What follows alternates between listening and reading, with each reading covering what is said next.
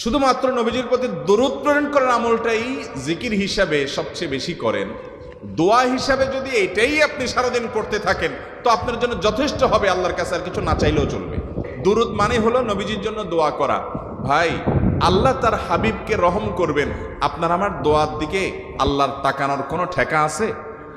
নবীজি কি আমাদের দোয়ার কোনো মুখাপেক্ষী?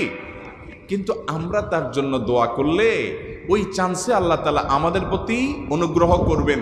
একবার না, আপনি নবীজির প্রতি একবার রহমতের দোয়া করবেন, একবার দুরূদ পাঠ করবেন।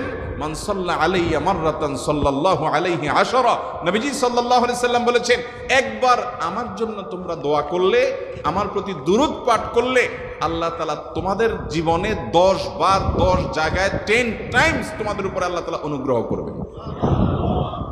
আপনি টেরও পাবেন না কত জায়গায় আল্লাহ অনুগ্রহ করেছেন, আল্লাহ বাঁচাই দিয়েছেন, একটুর জন্য শেষ হয়ে যান নাই। ওই যে দুরূদ পড়ছেন,